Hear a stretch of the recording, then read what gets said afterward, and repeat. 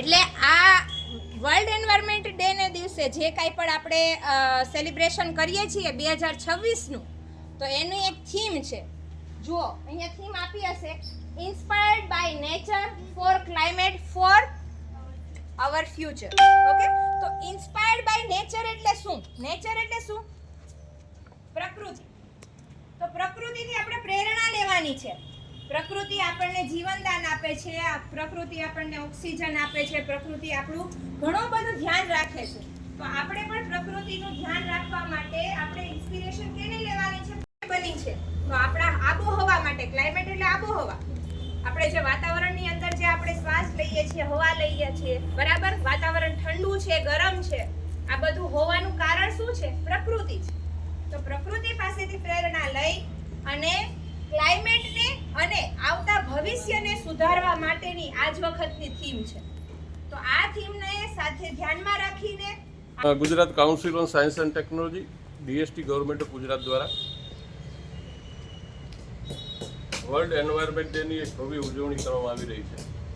એના ભાગ સ્વરૂપે આપણે district community science centre, children museum, Balbhavan Amreli ખાતે એક વિશિષ્ટ પ્રકારનો અને સૃજનાત્મક પ્રવૃત્તિઓ, જુદી જુદી સૃજનાત્મક પ્રવૃત્તિઓ આપણે આજ કરાવવાના છે, ઘણી બધી, જેના કારણે તમને રમત સાથે પર્યાવરણનું જતન અને સંવર્ધન કેવી રીતે કરી શકાય અને પર્યાવરણની શું મહત્વતા એ સમજવા માટે જુદી જુદી પ્રવૃત્તિ કરવા માટે એક્સપર્ટ સમાવવામાં આવ્યા છે. ફરીથી એમનું ગુજકોષ અને વિજ્ઞાન કેન્દ્ર વતી હૃદયપૂર્વક એમનું સ્વાગત કરું છું. સાથોસાથ જાણે લઈને આવે છે એ મારે વિભૂતિબેન વસાણી, આ સંસ્થાના અવિભાજ્ય. જ્યારે તમે આવો છો ત્યારે કંઈક વિશિષ્ટ પ્રકારની પ્રવૃત્તિ કરવા માટે અમે આનો પ્રયાસ હોય અને એમાં ગમે એટલું કામ હોય, બિઝી હોય, છતાંય તમારી વચ્ચે આવે તો સમાવેશ. એટલે એમના હસબન્ડ સમીરભાઈનો પણ હૃદયપૂર્વક એમનું આભાર પણ વ્યક્ત કરું છું, સ્વાગત પણ કરું છું. એટલા માટે સંવર્ધન કરવું એ આપણી એક નૈતિક ફરજ છે. વૃક્ષો બને એટલા વવાય. ઘણા બધા કાર્યો પછી મોટું થતું નથી. મોટું ન થાય પાછળના કારણો આપણે છે, પરિબળ એની પાછળનું આપણો સમાજ છે. એટલે સૌથી વધારે પર્યાવરણનું જતન અને સંવર્ધન અને આ બધા કે તમે સાંભળ્યું છે કે જન્મદિવસ, આખો જન્મદિવસ એક વૃક્ષ આપીએ એ જરૂરી છે. મને નથી સંભળાતું. Good morning. કેમ છો બધા? છે 5 જૂન. કયો દિવસ છે? 5 જૂન. હંમેશા યાદ રાખજો જીવનમાં કે પર્યાવરણ સાથે એટલે કે પ્રકૃતિની સાથે જોડાવવું હોય તો આ જે દિવસ છે એને તમારે એક હૃદયની પાસે લાવી અને એક નક્કી કરવાનું કે આજે વિશ્વ પર્યાવરણ દિવસ છે તો હું મારા ને મારા 5 બીજા મિત્રોને પર્યાવરણને અને પ્રકૃતિના વિશે હું થોડુંક એને માહિતી આપું. તો આજના દિવસ વિશે તમને એક નાની એવી વાત કરું કે આજે મને સુપ્રીતિનું એક સપનું આવ્યું. પૃથ્વી છે એ રડી રહી હતી તો મેં કીધું કે પૃથ્વી માતા તમે શું કામ રડો છો? તો એ કહે છે કે મેં તો તને બધું આપ્યું, જીવન આપ્યું, પાણી આપ્યું, હવા આપી, બરાબર, મેં તારી જીવન માટે તમામ તારી જીવન જરૂરિયાતની તમામ વસ્તુઓ પણ તને આપી, પણ તે મને શું આપ્યું? તો ત્યારે મેં પણ વિચાર કર્યો કે હા યાર, આ તો સાચી વાત છે માતા, મેં તો તમને કંઈ આપ્યું નથી, ઇવન મેં તમારી પાસેથી બધું ઝૂંટવી લીધું છે.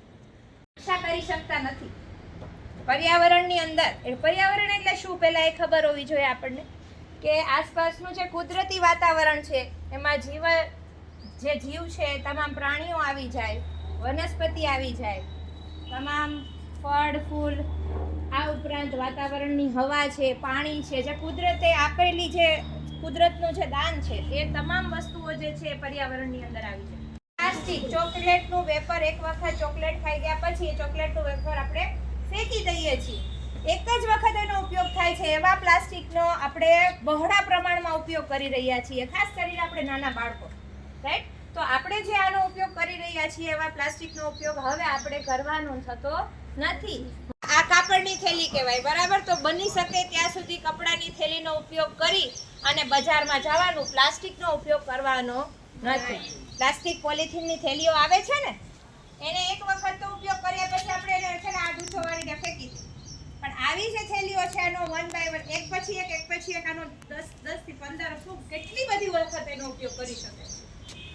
ખાસ બીજી વાત તમને કરું, 73 ની અંદર યુનાઇટેડ નેશન્સે નક્કી કર્યું હતું કે આપણે એવો એક સરસનું થીમ રાખીએ અને આખા વર્લ્ડને, આખી દુનિયાને જાહેર કરીએ કે આપણે જે અત્યારે ઉદ્યોગોને એવું બધું કરી રહ્યા છીએ એની સામે વૃક્ષોને વાવીએ અને એક પૃથ્વીને પણ એક ફોકસમાં રાખી અને પછી તમામ કાર્યો કરીએ કે જેના કારણે ભવિષ્યની 20 વર્ષ પછી 30 વર્ષની જે પેઢી છે એ હેરાન ન થાય. તમને ખબર છે ન્યૂઝપેપરમાં આવે છે એસિડ વર્ષા થઈ, વાતાવરણ એકદમ ફેલાઈ ગયું, વાતાવરણ એકદમ ધુવાળાવાળું થઈ ગયું,